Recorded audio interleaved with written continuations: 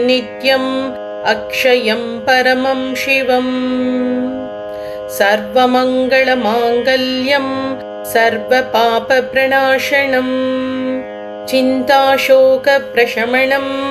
आयुर्वर्धनमुत्तमम् रश्मीमन्तं समुद्यन्तं देवासुरनमस्कृतं पूजयस्व विवस्वन्तं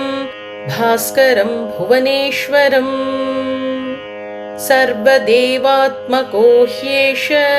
तेजस्वी रश्मिभावनः एष देवासुरगणान्